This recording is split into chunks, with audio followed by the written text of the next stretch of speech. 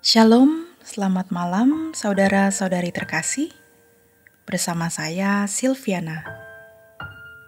Renungan pada malam ini dari Pendeta Dr. Erastus Sabdono yang berjudul Merindukan Kedatangannya.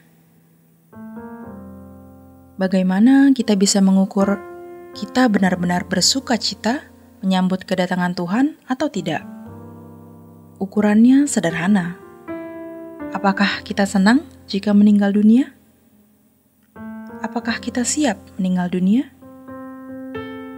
Bersuka tidak meninggal dunia?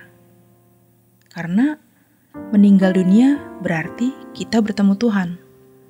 Kalau Tuhan datang kembali, parousia, berarti Tuhan yang mendatangi atau menjemput kita.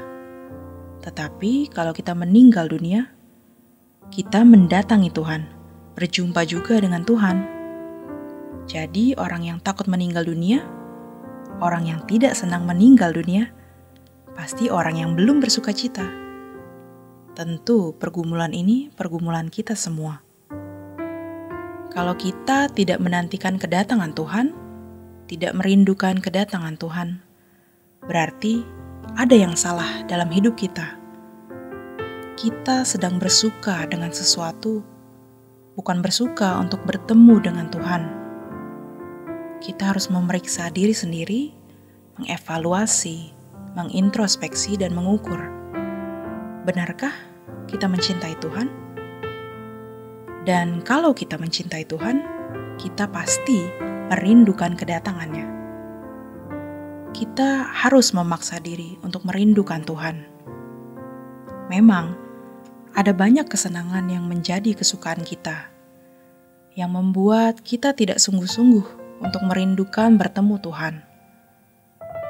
Maka kita harus memaksa diri untuk membunuh semua hasrat, keinginan, cita-cita, dan mengarahkan diri kepada Tuhan dan menyatakan untuk hidup guna melakukan kehendak Tuhan saja. Jadi, baik kita makan atau minum, bekerja, berpacaran, menikah, punya anak, membangun rumah tangga, semua kita lakukan untuk kesukaan hati Tuhan.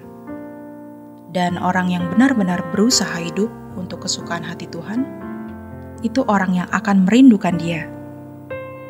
Sudah habis aku Tuhan, aku sudah selesai dengan diriku sendiri. Tidak ada yang kuingini, kuminati, kuhasrati. Seperti pujian yang kita juga sering nyanyikan. Tuhan, aku rela mengosongkan bejana hatiku dari segala keinginan dan hasrat pribadi.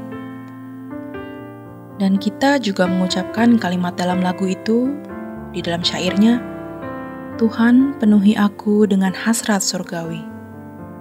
Kita harus nekat, benar-benar seperti orang tidak waras.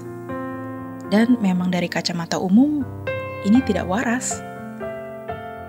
Menikah karena Tuhan, punya anak, berumah tangga, semua kita kerjakan untuk Tuhan, semua kita lakukan untuk Tuhan.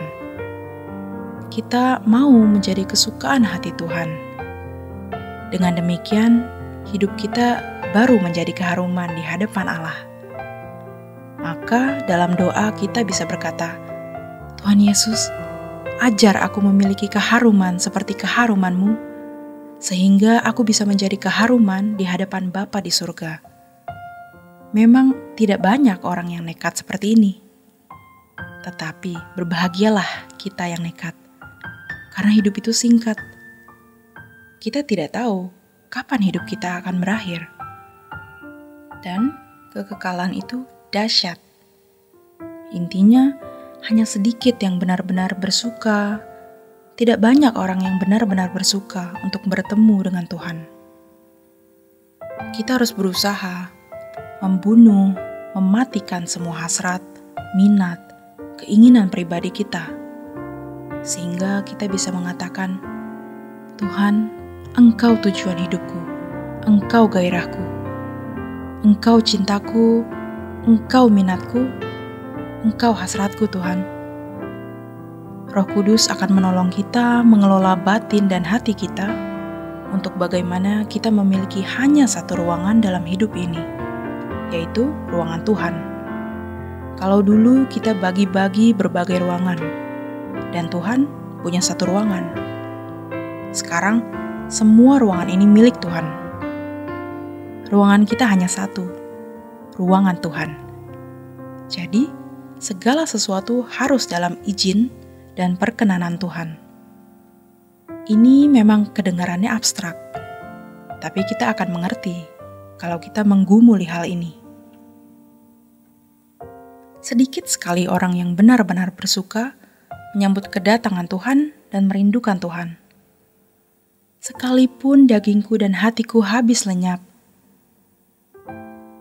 Jadi, sekalipun aku dalam keadaan yang susah, sulit, aku tidak minta dikeluarkan dari keadaan ini. Aku berserah. Apa yang Tuhan kehendaki harus kujalani. Yang penting, bagaimana aku diproses untuk diubah menjadi manusia yang berkualitas. Dan dengan menjadi manusia yang berkualitas, aku bisa bersekutu dengan Bapa. Jadi ketika Yesus berkata, "Akulah jalan, kebenaran, dan hidup," Tuhan Yesus menunjukkan betapa sulitnya sampai kepada Bapa. Bukan betapa mudahnya masuk surga. Memang keselamatan hanya ada dalam Yesus Kristus. Hanya Dia yang memikul dosa manusia, yang karenanya ada pengadilan. Kalau tidak, maka tidak akan ada pengadilan. Semua manusia otomatis masuk neraka, siapapun dia.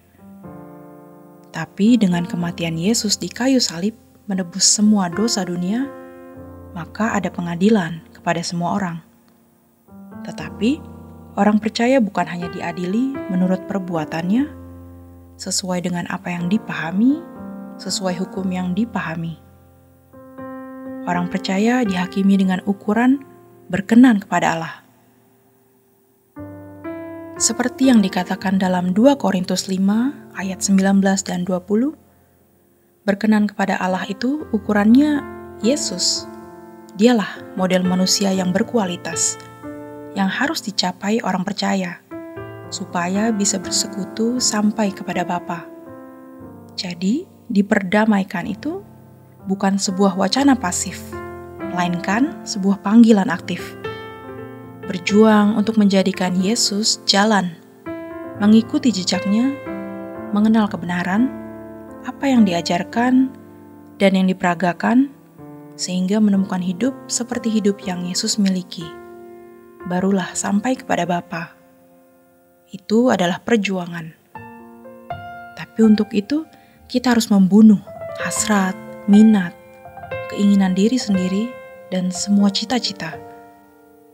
Karena Alkitab berkata, barang siapa menjadi milik Kristus Yesus, dia sudah menyalibkan daging dengan segala hawa nafsunya. Demikian renungan pada malam hari ini. Selamat beristirahat. Tuhan Yesus memberkati.